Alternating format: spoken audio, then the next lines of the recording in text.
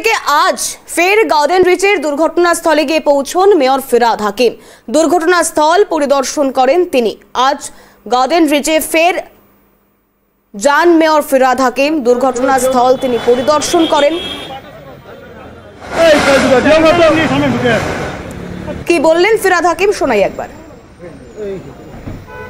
Corporation NDRF কালকে ছিলেন, আজকে আর ওনারা আসেননি, তাই ডিএনজি আর কর্পোরেশন মিলে এই উদ্ধার কাজ চালু করেছে। আমরা একটা দেওয়াল ভেঙে দিয়ে একটা জেসিপি ঢোকাতে পেরেছি, তো ওইখান থেকে ওরা ওই ডেব্রিসগুলোকে আমরা আস্তে আস্তে তুলছি। অনেক লেবার লাগিয়ে আমরা ওগুলোকে পরিষ্কার করছি। আর ডিএনজিও তারা নিজেরা ওই ওপর দিয়ে কাটার দিয়ে কাটছে।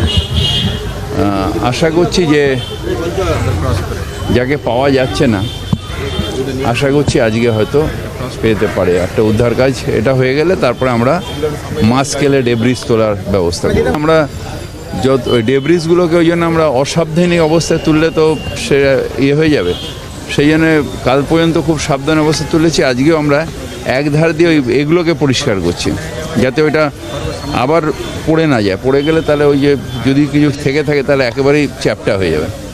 তো সেইটার জন্য খুব সাবধানের তলায় আমরা আস্তে আস্তে ভেতরটা খুঁড়ে খুঁড়ে খুঁড়ে খুঁড়ে খুঁড়ে খুঁড়ে একটা হোল তৈরি করে ভেতরে যাওয়ার চেষ্টা করা হচ্ছে, যে কিছু আছে কিনা দেখার জন্য।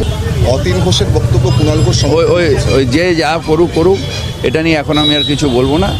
মেন হচ্ছে এখানে দাঁড়িয়ে থেকে মানুষের পাশে, সেদিন রাত্রির থেকে আমি ছিলাম, আর মানুষের পাশে থাকতে হবে, এটাই মূল কাজ। একদম 5 ফুটের রাস্তার উপরেই তৈরি করা হয়েছে। একটা বাড়ির ছবি ভাইরালও হয়েছে, সেই বাড়িটা কিভাবে হলো? 5তলা বাড়ি। এটা আমি কি করে জানবো কিভাবে হলো? আমি এখন রেস্কিউ অপারেশন আছি, রেস্কিউ অপারেশন করব। আমি আইনের হাতে নিয়ে বসে নেই যে সব আমার কাজে আছে। থেকে শুরু করে যারা আপনার দলেরই এগুলো নিয়ে আলোচনা হয়ে গেছে, নতুন করে আর আমি কিছু বলুন। আপনারা সবাই আপনারা সে দায় তো সবাই টিভিতে ফিক্সড হয়ে গেছে কালকে, সেটা নিয়ে নতুন করে আর কন্ট্রোভার্সি করার দরকার নেই। যেটা পজিশন সেটা বললাম, টেকনিক্যাল কথা হলে সেটা আমরা বলতে পারবো।